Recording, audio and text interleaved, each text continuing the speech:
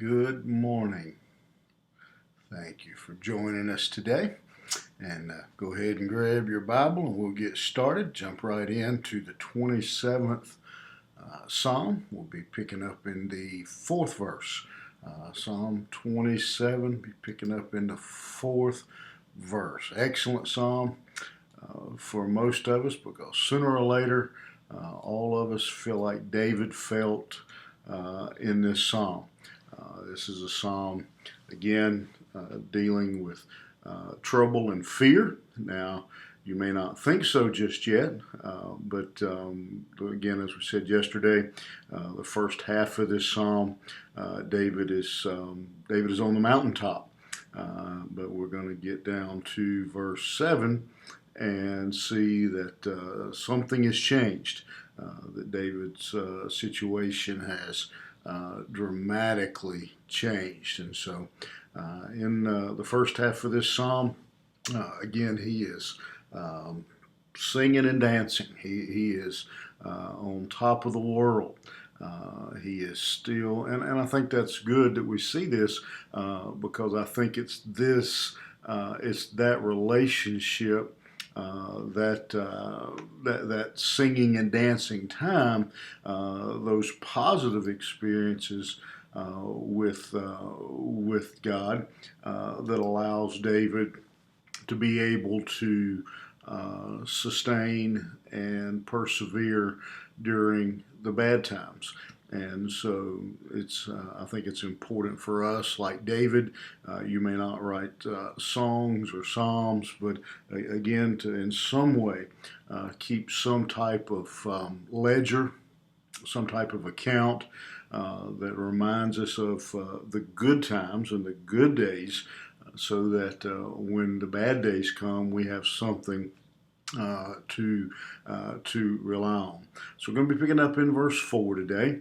And again, David has started out talking about God and his relationship with him, that he doesn't have to be afraid. And now in verse 4, he's going to share with us something. Again, the first half of this psalm is kind of funny to me. I see the first half as being a psalm that a lot of people we cling to.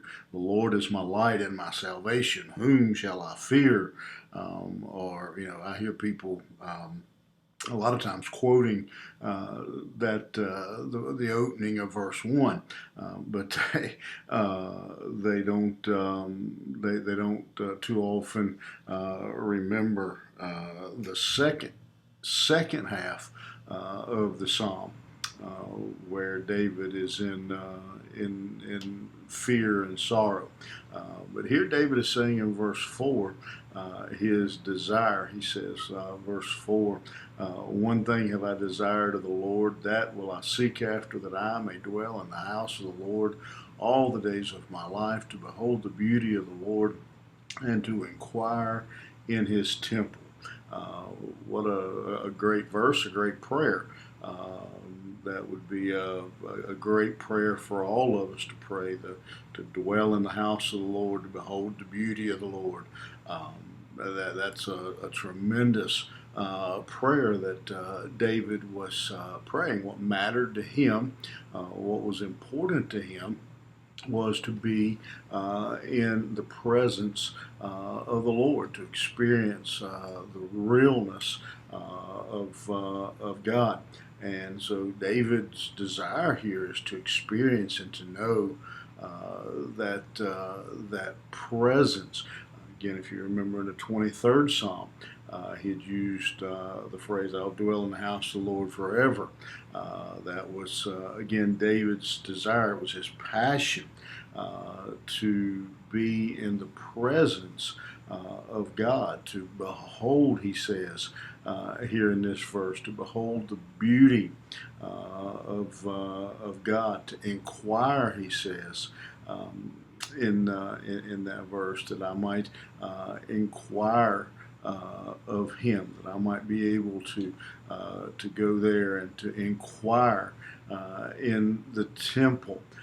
And so David's desire here is to observe God, to watch God, to have his eyes on God. And what that simply means was he wanted to know God. He wanted to know God, that he could have a relationship with God.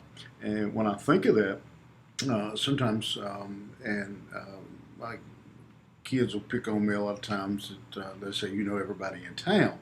And I don't know them, but I know of them, it seems like. If you think about it, really, that's the way we are with most people. We don't really know them. We know of them. We know them when we see them. We might be able to remember. We might be able to remember their first name, and if we're lucky, their last name.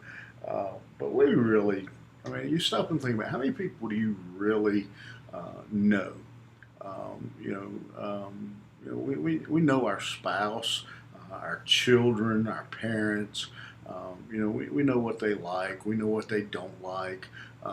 We have a pretty good knowledge of kind of what makes them tick, so to speak.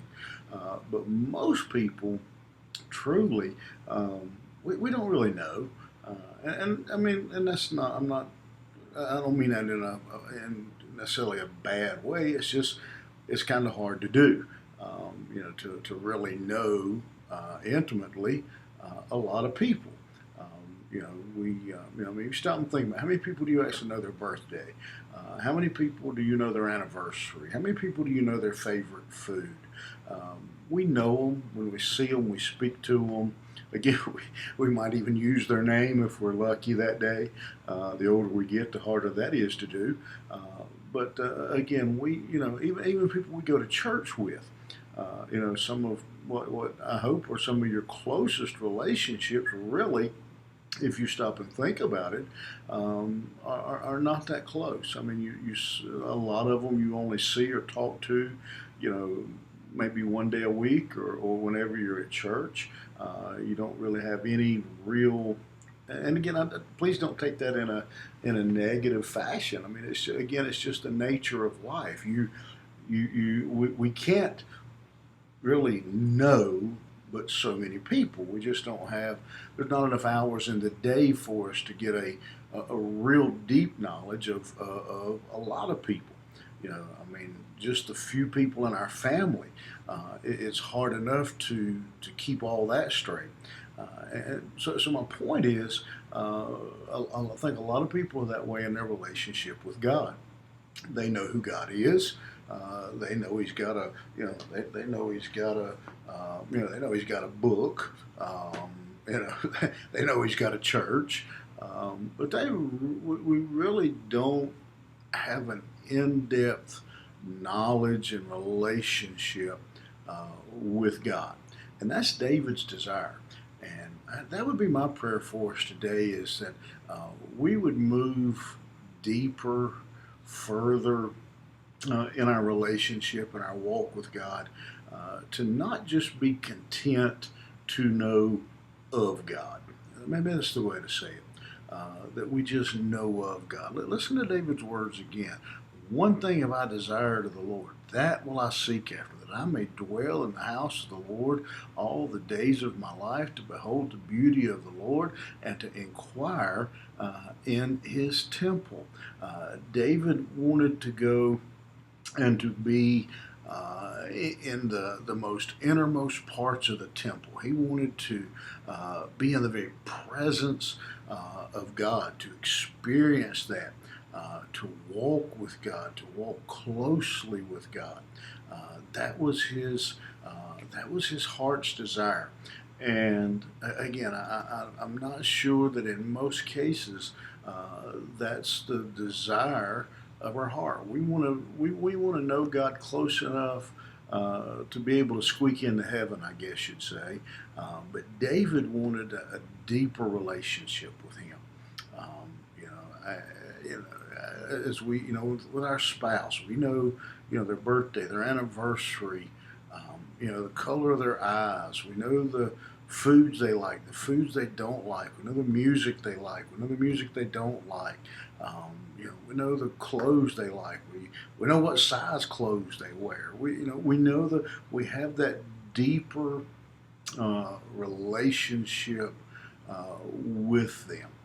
And that's the relationship. That's the example, I think, as we think about the difference in knowing of God and knowing God. And so, my prayer this morning, as we take these few words of David, that would become the prayer of our heart.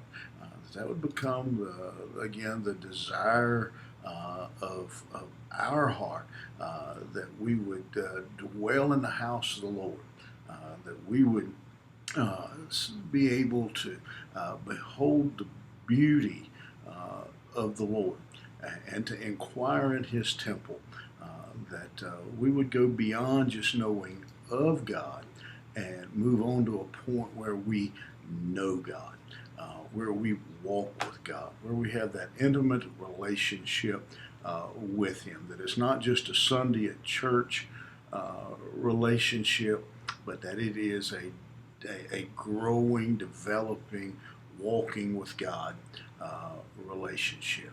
I hope you think about that verse today. I hope you think about the words of David, that his desire was to know more about God, to walk closer to God. I think that's a great need in the life of the church, in the life of Christians in our world today, to know more, to walk closer, to know God, not just to know of Him. All right, think about that today. Hope you have a wonderful day, and we'll see you back here first thing tomorrow morning.